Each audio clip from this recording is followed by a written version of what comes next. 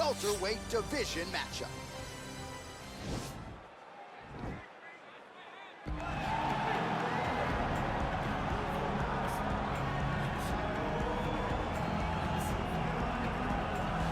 Well, this guy has truly made the takedown a thing of beauty in mixed martial arts. With respect to yourself and George St. Pierre and the truly great takedown artists, this guy's closing the gap and entering that company in the eyes of many. Oh, absolutely, because he's done such a great job of timing takedowns.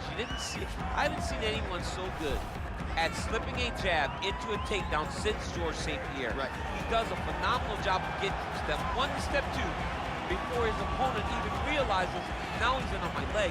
And if they do get their hips back, immediately he's up into a foot sweep or a headlock or an inside trip. It's just so many different ways for him to get you to the floor that he will throw every single one at you every single time. And a lot of fighters talk about that wrestling maintenance and how hard it is, right, over the course of a career to continue to drill those things. He talks a lot about that, and that's why he's continued to realize success here in the UFC. All right, DC, here is Kamaru Usman back on the proven ground here tonight, and even dating to the Ultimate Fighter back in 2015. You got the sense pretty early on that we were looking at somebody special. He was able to cap it with the UFC championship. He's back on the horse with him.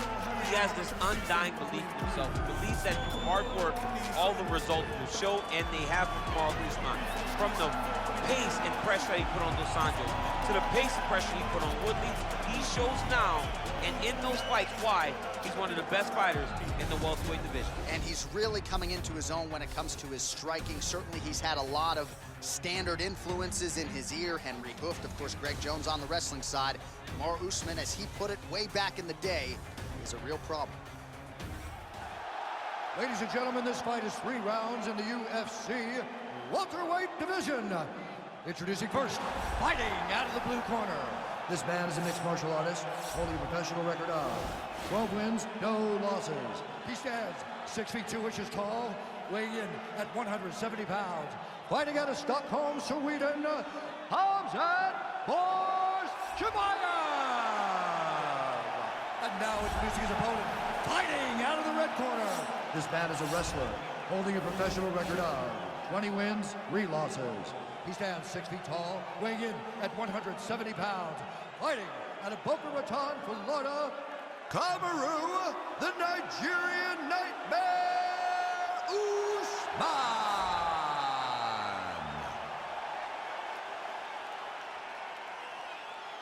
And with the action begins, our referee in charge, Herb Dean. All right, Herb Dean, third man in the octagon for this one. Ready. Ready to fight? All right, so here we are, Scotiabank Arena, Toronto, Ontario, Canada. And I would think as an athlete, these type of rabid MMA crowds are something you absolutely see. Absolutely would love to fight in Canada at the Scotiabank Arena. You understand how knowledgeable these fans are because they cheer at the right times, they boo at the right times, but they appreciate everything. This is a great fight environment. Oh, and he hip tosses him to the mat. Now we'll see what he can do from here, DC. Right into side control. He's going to try to control him, then find a submission. Well, you know, I don't like the gi very much, but I have an appreciation, and a healthy one, for these type of transitions. You can tell he's been in a gi at some point in his life with the way that he moves so freely. I'm skipping jiu-jitsu next week, too.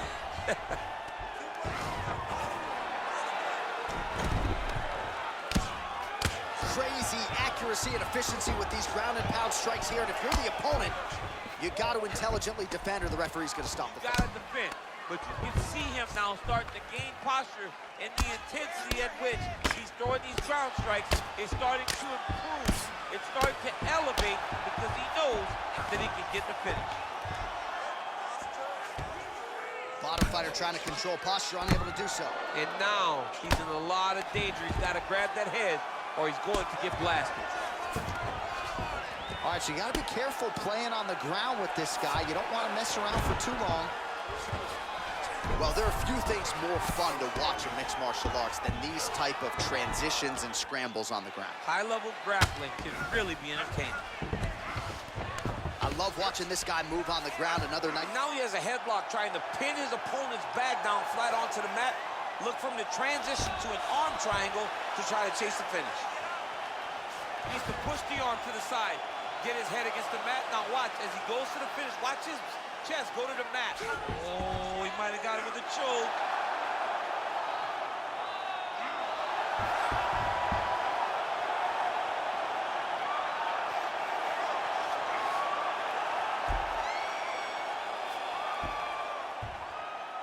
He got it, John. How about it?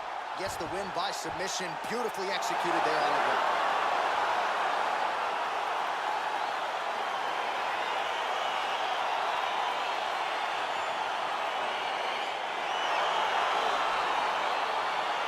All right, let's take a look back at the replay as he gets it done by submission tonight, champ. I mean, you know, this guy has such a great submission game that you cannot lay in his guard. He's so skilled, he's so tricky, and he's so good at weaving a web that gets you lost in it that he made him pay for it tonight and got the submission victory.